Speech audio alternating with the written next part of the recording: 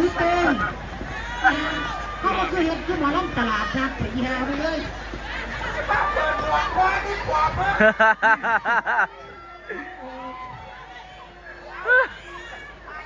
เป็นยัง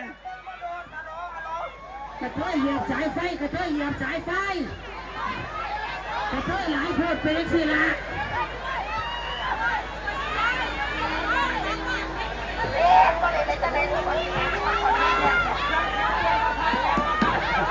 เอาเครื่องนี้กระดับมาดิ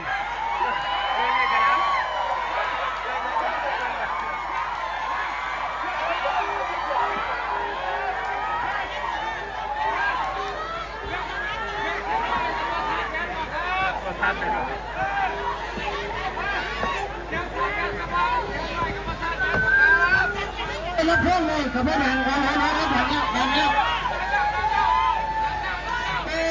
ได้ใช่จากฉันหาและอีสานบ้านคงยุคที่หัวเราเพื่อนเราบุญแจ้งและพี่สักแก่นี่เราเพื่อนเพื่อนเราสังนาเพื่อนกระดามาพบสมัยสารเราเคยสัญญาพี่จ๋าเข้านั่งพบเป็นรายการวันแสกพบเป็นรายการวันแสกพบครั้งแรกอยู่ที่หัวลำโพงเราใจใส่ใจจำลองหนุ่มนางน้ำเพื่อนเราจบออกไปมวนกรุ๊ป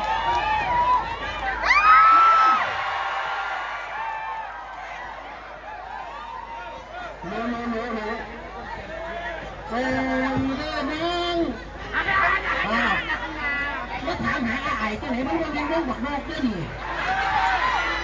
มึงอ่านป้ายบอกกับเฮ้ยลูกใจเกินร้อยบ่อยสินี่ไซก็จะมาถามหาไอ้เราทุกลูกคนละวงแม่คนละวงอันฮะก็จ้าบ้านเกิดอะไรขึ้นไฟแรงโหดพี่น้องอาจจะมีปัญหาเครื่องปั่นไฟหรือเปล่าเครื่องปั่นไฟดับมั้ยแม่เครื่องปั่นไฟดับก็น่าจะเครื่องเข้าทำงานหนักเข้าออกงานชุมขอความเห็นใจจากพี่น้องในเรื่องค่ะเนี่ยว่ามันแสดงสดเนาะความขัดข้องแล้วก็ความผิดพลาดมันก็สามารถเกิดขึ้นได้แต่ว่าเรากำลังแก้ไขนะคะเบื้องพี่น้องนะฮะยังขายอยู่ร้าน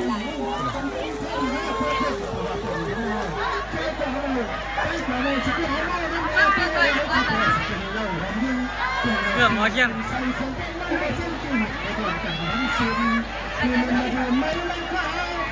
มียังมาดิไปแล้วหมอลำไฟไส้ไปแล้ว